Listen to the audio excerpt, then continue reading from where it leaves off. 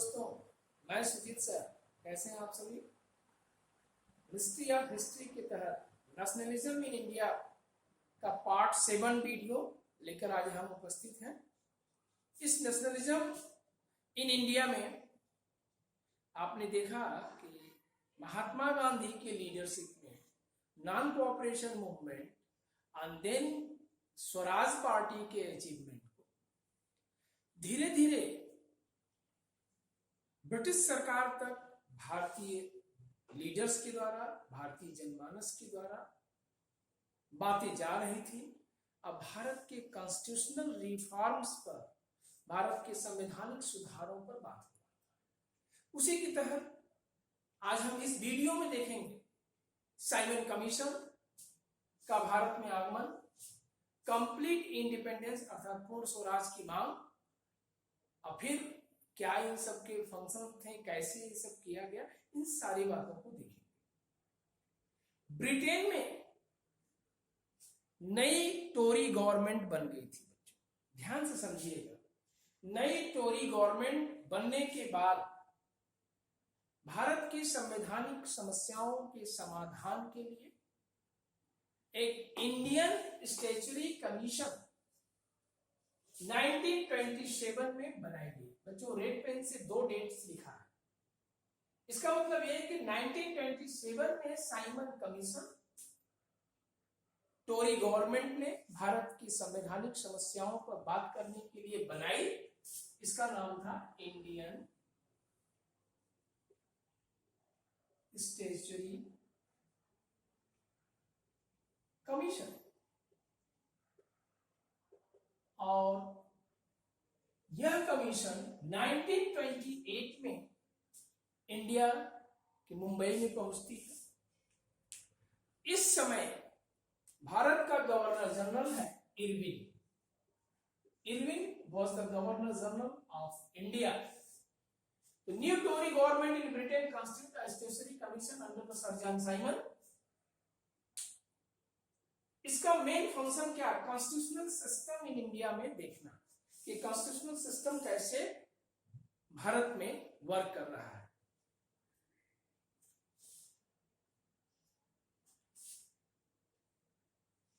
भारत में संवैधानिक सुधारों की कार्यशैली कैसी है, उस पर विचार विमर्श करना और अपने सुझाव देना, ये वर्क था।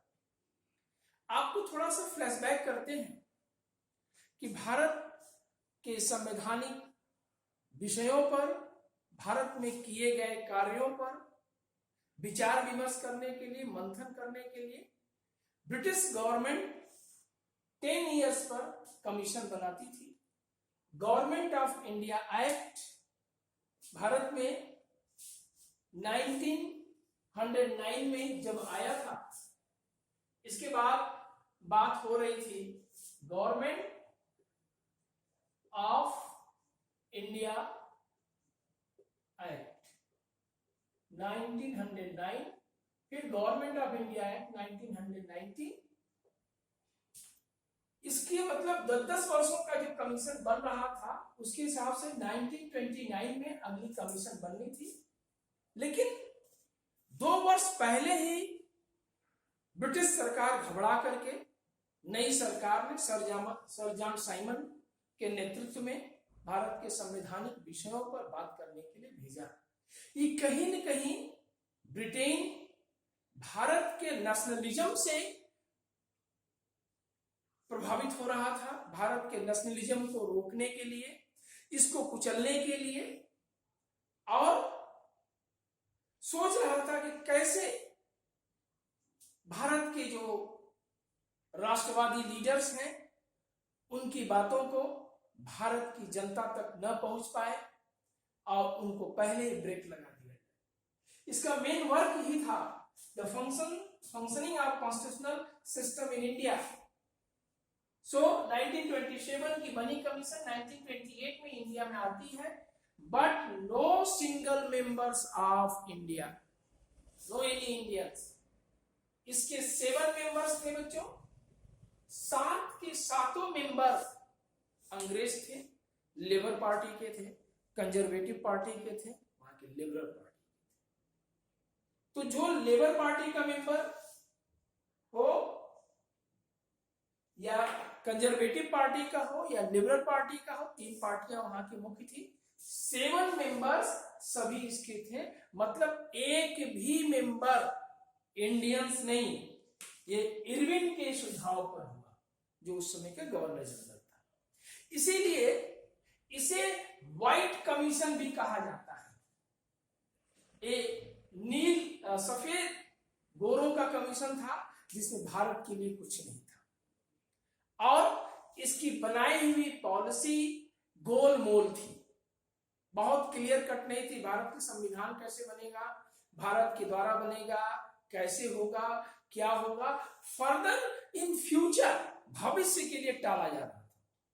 तो जो चीजें भविष्य के लिए टाली जा रही थी, उस पर भारत सरकार, अब ब्रिटिश सरकार के अगेंस्ट हमारे जो भारतीय लीडर थे, इंडियन नेशनल कांग्रेस के मेंबर थे, मौन कैसे रह सकते थे। दिसंबर 1927 में इंडियन नेशनल कांग्रेस के अध्यक्ष पद से डॉक्टर अंसारी साहब ने मद्रास अधिवेशन में साइमन कमीशन का विरोध हुआ, और फिर ये साइमन कमीशन का विरोध पूरे देश में फैलता चला गया। लाहौर के सेशन में साइमन गो बैक का नारा जो लगा, अर्थात वह साइमन जो इंग्लैंड से आया है, जिसके सारे मेंबर विदेशी हैं, टेम्स नदी की तहजीब, गंगा नदी की तहजीब को क्या जानेगा। गंगा नदी पर बसने वाला हिंदुस्तान का एक भी मेंबर अगर इस आयोग में नहीं है, तो भारत की कल्चर का, इसके सोशल कंडीशन का, इसके पॉलिटिकल इकोनॉमिकल कंडीशन के साथ कहीं से भी अच्छा व्यवहार नहीं होगा, न सही स्टेप ली जाएगी, न सही उसका परिणाम मिलेगा भारतीयों को, जो लगातार देखते आया जा रहा है, चाहे वो गवर्नमेंट ऑफ इंडिया एक्ट 1909 हो, चाहे गवर्नमेंट ऑफ इंडिया एक्ट 1919 हो।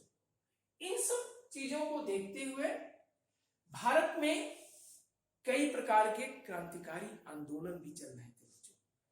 क्रांतिकारी आंदोलन, रिवोल्यूशनरी मूवमेंट भी थोड़ी सी हम चर्चा करेंगे कि ब्रिटिश सरकार की झुंझलाहट के, उसके घबराहट के कारण क्या थे। ये वही समय था साइमन कमीशन के आने के पहले 1925 में जो हिंदुस्तान रिपब्लिकन आर्मी की जो क्रांतिकारी राष्ट्रवादी भारतीय हैं, लखनऊ से जाने वाली ट्रेन को काकोरी नामक स्थान पर ब्रिटिश सरकार के खजाना, ब्रिटिश सरकार के आर्म्स को लूट लेते हैं और भारत की आजादी के संदर्भ में उस खजाने का, उस अस्त्र शस्त्र का प्रयोग करते हैं। इसको इतिहास में काकोरी केस के रूप में जाना जाता है। और इसमें सचिन दास सान्याल, राजेंद्र लाहिड़ी, रोशन लामा, राम प्रसाद बिस्मिल जैसे कई महान क्रांतिकारियों का जेल में बंद किया जाता है, उनको सजा भी होती है, लेकिन ये क्रांतिकारी दबने वाले नहीं है।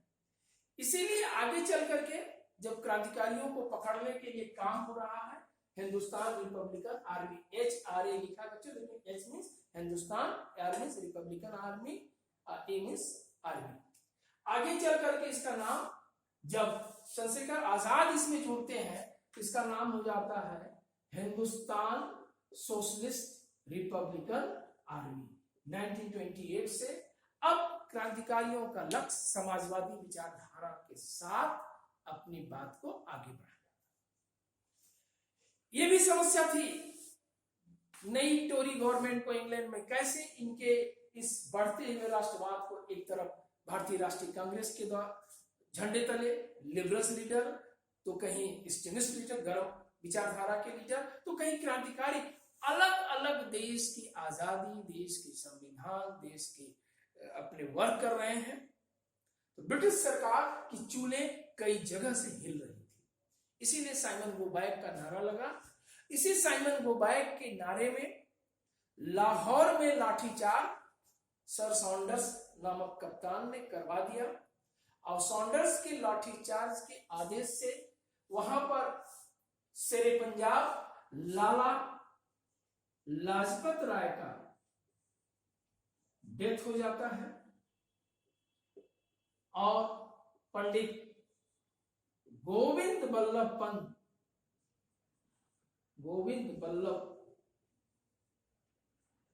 पंत जो लखनऊ में साइमन गुबाइक का विरोध कर रहे थे, इनका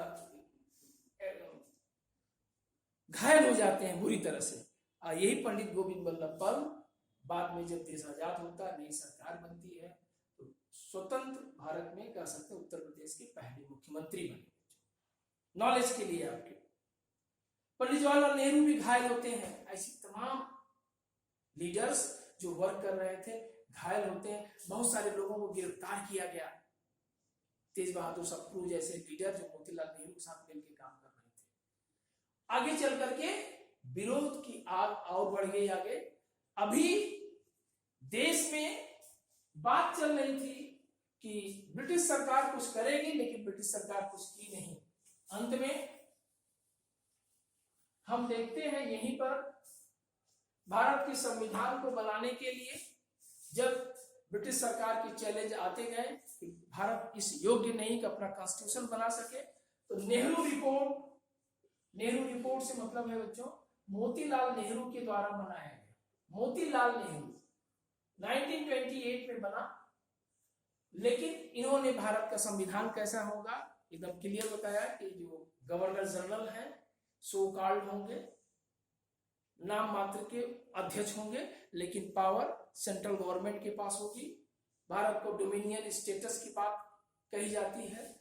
ऐसे कई बार बड़ा प्रांत बंबई को सिंध से अलग किया जाएगा, भाषाई आधार पर राज्य का गठन होगा। ऐसे कई 14 पॉइंट्स थे। कई पार्टियों ने, चाहे हिंदू महासभा हो, भारतीय राष्ट्रीय कांग्रेस हो, इसका समर्थन किया। शुरुआत में मुस्लिम लीग जो मोहम्मद अली जिन्ना इस समय के लीडर थे, उन्होंने भी स्वीकार किया।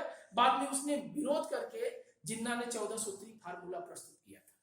लेकिन नेहरू रिपोर्ट को इरविन जो गवर्नर जनरल था इनकार कर दिया। आगे चल करके उसी के इनकार करने के बाद एक ऐतिहासिक अधिवेशन भारतीय राष्ट्रीय कांग्रेस का लाहौर में होता है। लाहौर में 1929 में under the presidency of J L. Nehru, Pandit Jawaharlal Nehru, और जो डोमिनियन स्टेटस की बात लगातार चल रहा था, औपनिवेशिक स्वराज। औपनिवेशिक स्वराज मतलब होता है कि ब्रिटेन के झंडे के नीचे जो भी कॉमनवेल्थ कंट्रीज है, जैसे आयरलैंड है उसमें बच्चों, इंग्लैंड मतलब United Kingdom, England, Ireland, Scotland, Wales से बनता है। जो शासन करते हुए इंग्लैंड ने आयरलैंड के नागरिकों के वहां के संविधान में स्थान दिया है, शासन प्रशासन में सहभागिता दी है। भारत को भी सहभागिता दो, अध्यक्ष रहो। बहुत सारे महत्वपूर्ण पद भारतीयों को मिलना चाहिए, लेकिन नहीं मिला। तो एक लक्ष्य बनाया इस प्रेसिडेंसी में पंडित जवाहरलाल नेहरू की अध्यक्षता में 1 वर्ष के अंदर मांगी गई संवैधानिक बातों को अगर ब्रिटिश सरकार नहीं मानती है तो हम कंप्लीट इंडिपेंडेंस लेंगे, अर्थात पूर्ण स्वराज। पूर्ण स्वराज मतलब स्वाधीनता का लक्ष्य। और ये स्वाधीनता का लक्ष्य दिसंबर 1929 में जो निर्धारित किया गया, इसको लेकर के 26 जनवरी 1930 को रावी नदी के तट पर लाहौर में स्वतंत्रता दिवस के रूप में मनाया जाता है। और देश के आजादी के बाद बच्चों यही 26 जनवरी का डेट चुना गया, जो रिपब्लिक डे के रूप में 26 जनवरी 1950 को जब देश आजाद हुआ था, पहला गणतंत्र दिवस मनाया गया। यह डेट ऐतिहासिक है, इसे याद रखिएगा। उस समय अनडिवाइडेड पार्ट ऑफ इंडिया था, पाकिस्तान भी भारत का ही पार्ट था। अब पूर्ण स्वराज की बात, कंप्लीट इंडिपेंडेंस की बात कह दी गई। और आगे जो 1930 का इंडियन नेशनल कांग्रेस का अधिवेशन होता है, इस अधिवेशन में अब सिविल डिसओबीडियंस मूवमेंट चलाने की बात आती है, अर्थात सविनय अवज्ञा आंदोलन। 1930 में भारतीय राष्ट्रीय कांग्रेस में पंडित जवाहरलाल नेहरू के द्वारा, सुभाष चंद्र बोस के द्वारा, जो कि उस समय के तेज तर्रार उभरते हुए नेता थे, एक बार पुनः भारतीय राष्ट्रीय आंदोलन का नेतृत्व महात्मा गांधी को सौंपते हैं और यहीं से सविनय अवज्ञा आंदोलन स्टार्ट होता है। अगली वीडियो में हम इसके विषय में, डांडी मार्च के विषय में देखेंगे। इस वीडियो से संबंधित कोई भी बात हो आप निश्चित रूप से कमेंट बॉक्स में लिखिए। Thank you.